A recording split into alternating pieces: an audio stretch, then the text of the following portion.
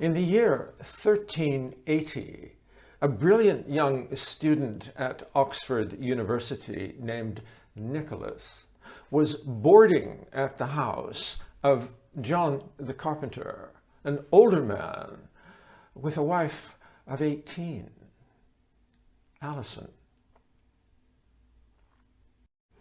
Nick had finished his coursework and was teaching himself astrology, which at that moment was very popular. And people came to him for advice. He was a handsome kid with an innocent look about him, but he was a smooth talker, especially when it came to love and pleasure. He sang, he played the guitar, and everybody liked him. Although he was flat broke, he always seemed to get by. Alison was a flirt, and old John knew it and kept his eye on her. Very good-looking girl. When she walked down the street, everybody stopped what they were doing and watched. She was always happy, and when she sang, everybody closed their eyes and listened. One day, when John was away, Nick and Alison were, talking, when suddenly he grabbed her pussy. He said, "I've got to have this."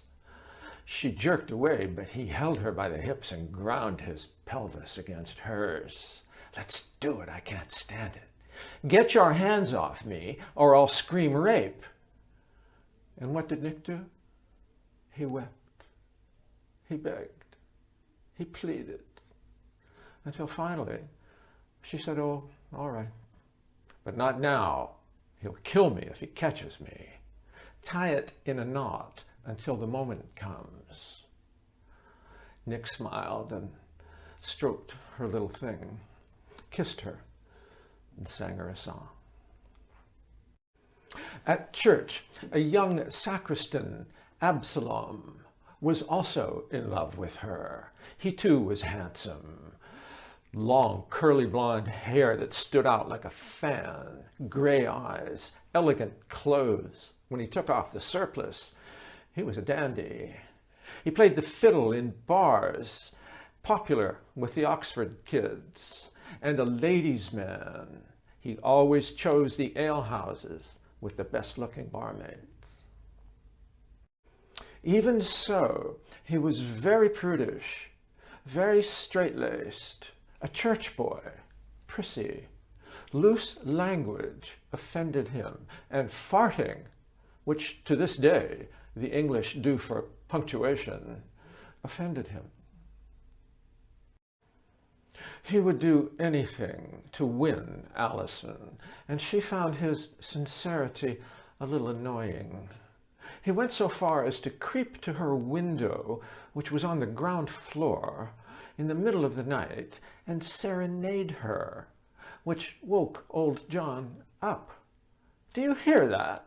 "Of course I hear it." "Is that Absalom?"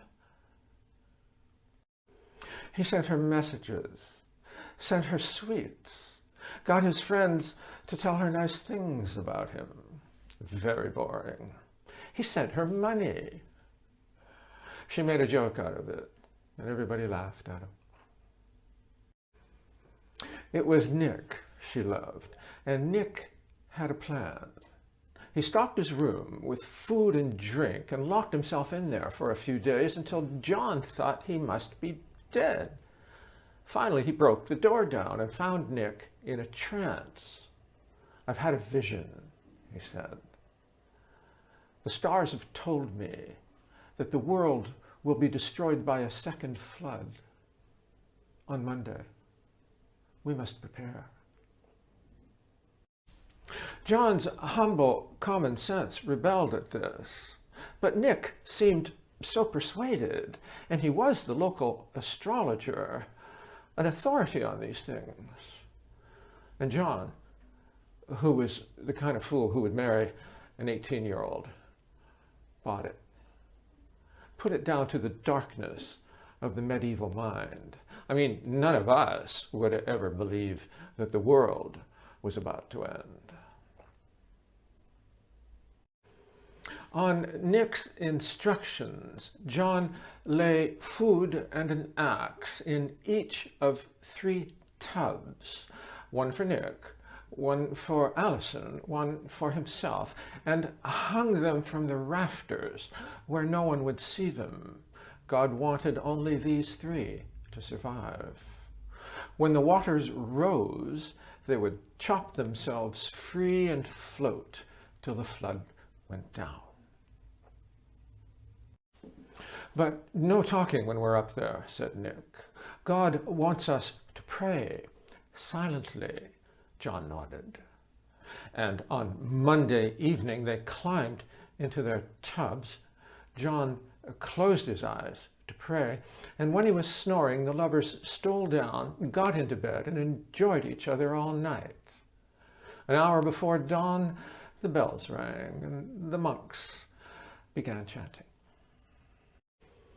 Meanwhile, Absalom, still so in love, having heard that no one had seen John around, so he must be away, got up, chewed some licorice for his breath, put a mint leaf under his tongue to sweeten his kiss, prowled over to Allison's house and knocked on her window. Allison, my honeycomb, my fair bird, my cinnamon stick, wake up and speak to me. I can't bear being without you. Absalom, you idiot, I'm trying to sleep. Get away from that window or I'll throw something at you. I do not love you. Alas, and well away that ever I saw you. For Jesus' sake, can I have just a kiss? Wilt thou go thy way if I kiss thee? Aye, if I must. All right, here I come. She shushed Nick with a wink and opened the window while Absalom congratulated himself. If I get this kiss, I'll get it all. Come on, she said. I don't want the neighbors to see this, though it was pitch dark.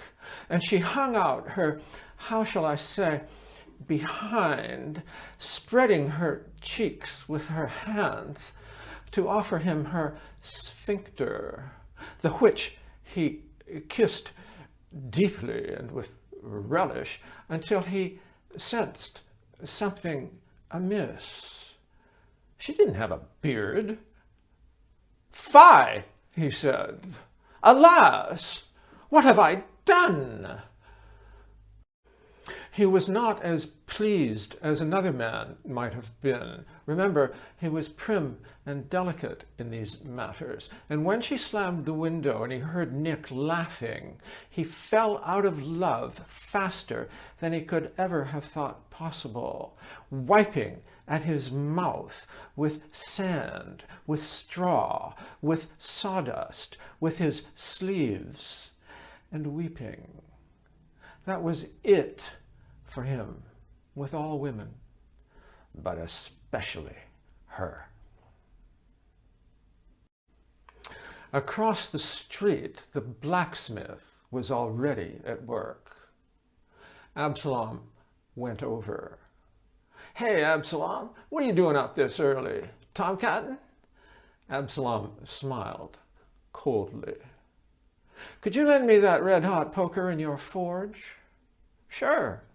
What for? I'll tell you tomorrow.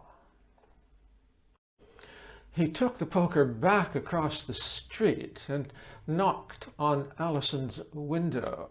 Who's that, a thief? No, my darling, it's your Absalom, with my mother's gold ring, which I will give thee for another such kiss. Now, Nick had got up to take a piss, and hearing this, as he came back in, he opened the window and hung his ass out. Say something, sweetheart, said Absalom, so I know where you are. And for answer, Nick let go a fart as loud as thunder and so strong, so thick, so dense, so heavy with that it almost blinded Absalom. but he had the poker ready and rammed it in.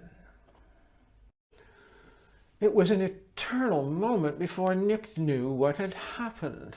When he jerked away from the poker, it tore the skin off the whole area, and he danced the dance of pain, rubbing at it with both hands. "Water!" he screamed at Allison. "Water!" which woke John up, and he chopped the rope and fell to the floor in the tub and was knocked out. At the sound of the crash, the lovers raced into the street, calling for help. And everybody, I mean everybody, ran in and looked at John. His arm was broken, and when he came to, he tried to explain what had happened, but Nick and Allison said these were the ravings of a crazy old man, waiting for Noah's flood. They all looked up at the other two tubs and laughed. And after that, John was the town fool. That's how the carpenter's wife was swived, how Absalom kissed her nether eye, and how Nick got his ass burned. And thus endeth our tale.